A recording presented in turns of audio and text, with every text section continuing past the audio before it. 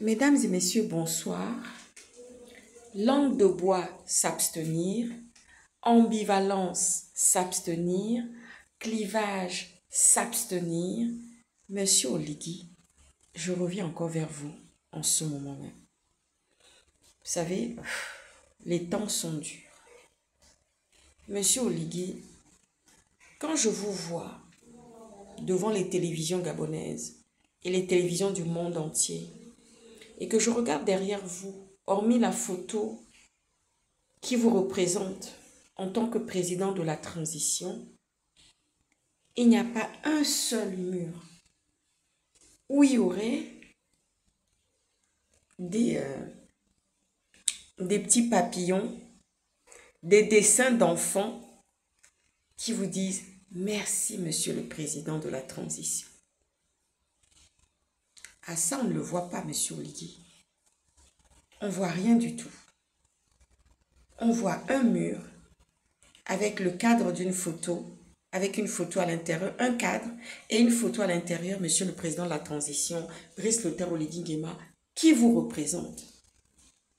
Mais nous ne voyons pas de la vie derrière ce mur. Nous ne voyons pas de la vie derrière votre dos.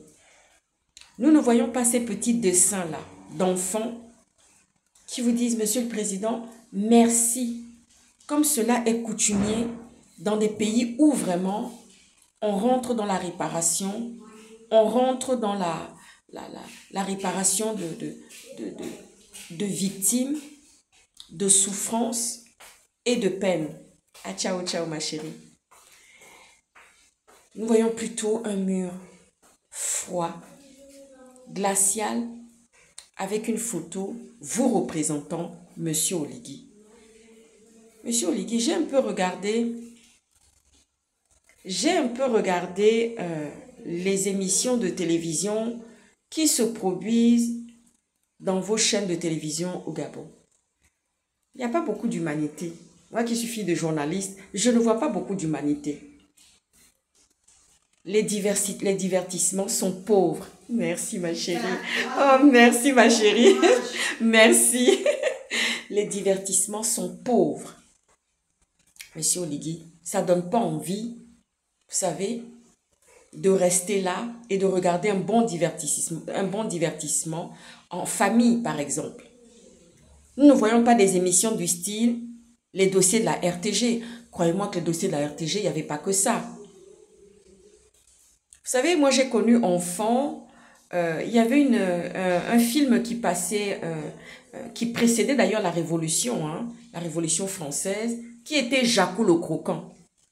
Monsieur Oligui, vous avez les moyens. Allez-y rechercher ce petit film, ce téléfilm de Jacou le Croquant, qui parlait des privilèges. Le roi et sa bande en haut avaient tous les privilèges et sa cour en bas, pendant que le peuple devait rapporter au roi tout ce qu'ils avaient à travailler dans les champs. Ce film m'a beaucoup fait pleurer. Monsieur Oligui, j'étais enfant. C'est un film qui passait, j'avais entre 7 et 8 ans. Et c'est là que j'ai compris à cet âge-là, parce que je posais beaucoup de questions. Vous savez, j'ai une intelligence fertile. Je posais déjà des questions à mon papa. Oh, déjà toute petite, je posais beaucoup de questions. Alors là, à 7-8 ans, je disais, mais non, papa, il y a un problème là. On a eu le privilège d'avoir ce film-là tout au long. Donc, il y avait une série, il y avait un prime time. Ensuite, il y a eu une deuxième saison. Et là, j'ai compris qu'il y avait quelque chose. Il y avait quelque chose qui ne tournait pas rond. Jacou le Croquant. Ses parents ont dû se suicider parce qu'ils n'avaient pas de quoi apporter l'impôt de la terre au roi. Et c'est ça qui a amené la Révolution française. Les privilèges. Monsieur Oligui, au Gabon, nous sommes dans les privilèges. Il y a de l'abondance, mais pour une certaine caste seulement. Mais par contre, pour ceux qui sont dans la misère, pour ceux qui souffrent, Pour ceux qui n'ont pas de quoi vivre au quotidien, merci. Pour ceux qui n'ont rien au quotidien, monsieur Oligui, alors là, tant pis pour eux, n'est-ce pas? Parce que quand même, monsieur Oligui, 25 milliards, attention. Attention, monsieur Oligui, vous avez une manière de faire. Donner dans un gant de velours. C'est ce que vous nous avez montré et que vous avez montré à la population gabonaise. C'est-à-dire que vous donnez d'une main et vous reprenez de l'autre. Et on n'a pas vu beaucoup de donations, monsieur Oligui, pour un pays riche, dont la terre est riche. Dont la terre est riche. Ah oui.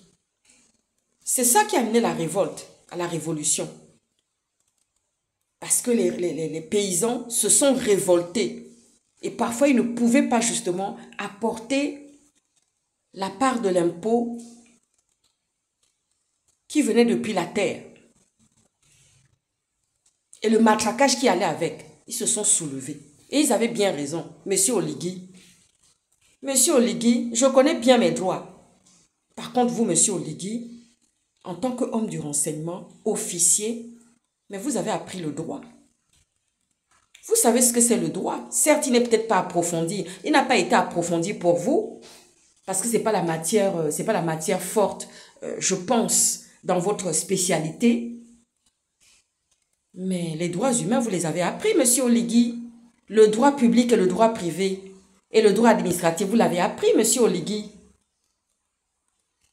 On ne ramasse pas quelqu'un comme ça, qui se présente de lui-même comme Amiens Washington l'a fait, sans compter l'injustice de Onso Tonga, pour aller le jeter directement à son famille. Vous imaginez ça? Ah ben oui, monsieur Oligui. Les riches ont tous les privilèges. Vos amis, coquins, copines et copines, ils ont tous les privilèges. Pendant ce temps, les Gabonais croulent dans la misère. Ils n'ont rien. Ils n'ont rien. Et je connais le virage et le tournant que vous avez décidé de prendre, mais dans lequel vous y êtes déjà. Muselage, matraquage. Voilà ce que les Gabonais vont vivre avec vous, monsieur Oligui. On n'a pas beaucoup d'espoir, hein, pour les Gabonais qui sont à l'intérieur. Et même pour ceux qui sont à l'extérieur, mais en tous les cas, bon, là-dessus, on ne va pas pleurnicher parce qu'on sait comment faire. Mais quand vous n'avez pas les droits élémentaires, monsieur Oligui, la santé, le droit à l'éducation, la justice, monsieur Oligui, tout cela ne fait pas bon ménage. Et vous avez un défaut, monsieur Oligui, c'est que vous êtes têtu. Vous êtes dans l'entêtement. Et vous amenez le pays droit dans le mur à cause de votre entêtement, monsieur Oligui. Ah oui. Vous savez, j'avais beaucoup de respect pour le vieux cacique à côté, pour ne pas le citer, monsieur Paul Biya. Parce qu'il a sauvé la vie de Jonas Mulenda. Ah oui. Mes yeux ont eu un peu de tendresse pour lui. Parce qu'il a sauvé la vie de Jonas Mulenda. Mais quand j'ai vu ce que vous avez fait à Ramon Kota, et ce qui est la fin qui a été, la fin de Ramon Kota, si jeune, et qui a laissé des magasins à Libreville, monsieur Oligui, il va falloir qu'on fasse les comptes. 25 milliards, c'est bien beau. La vie de Ramon Kota, c'est bien beau. Onso Tonga, c'est bien beau. Mais tout ça, on va demander des comptes, hein, monsieur Oligui. Il y a une élection qui arrive là. Tambour battant, on va demander des comptes. Ah oui, on demandera des comptes, monsieur Oligui. Nous allons battre aussi le pavé, ici en Occident. Et personne ne va nous empêcher. Alors, monsieur Oligui, les divertissements dans les chaînes de télévision gabonaises, on ne voit rien arriver, hein. Il y avait beaucoup de divertissements. Du temps de mon père, du temps des éléphants. Mais là, rien du tout. Monsieur Oligui, on n'a pas de bibliothèque au Gabon. On n'a pas un espace dédié pour les enfants. Pour qu'ils aillent un peu apprendre les livres, commencer à se familiariser avec les livres à partir de 2 ans, 3 ans. On commence à se familiariser avec les livres, monsieur Oligui. On ne traîne pas dans la rue, on ne s'ennuie pas, on ne se tourne pas les pouces. Aimez la lecture. Nous préparons un concours d'éloquence actuellement. On est en train de préparer un grand concours.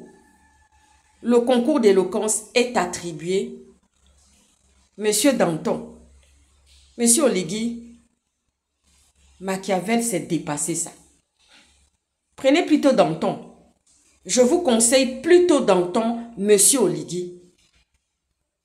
Et Robespierre. Deux poids lourds du barreau de la Révolution. Monsieur Oligui, regardez ce qu'ils ont fait. Ah oui, c'est de haute volée. Monsieur Oligui, allons-y. Allons-y. Ça ne sert à rien de matraquer monsieur Jonas Mulenda. Monsieur Jonas Mulenda vient d'une ethnie minoritaire, comme l'était Omar Bongo. Pourquoi ce matraquage sur Jonas Mulenda? Pourquoi ce refus de Jonas Mulenda? C'est un enfant du pays, Jonas Mulenda. Qu'on aime, qu'on n'aime pas, Jonas Mulenda est gabonais. Il a droit à la vie. Ses deux parents sont gabonais. Pourquoi refuser Jonas Mulenda? Pourquoi le rejeter tant? Les Kissirs ont fait quoi, monsieur Oligui? Il faut que tout le monde ait sa place, hein? Ah oui, chacun à son tour. Les Fans étaient là. Les Tékés sont venus. Maintenant, il faut qu'aussi Jonas Mulenda vienne s'asseoir. Un Barack Obama.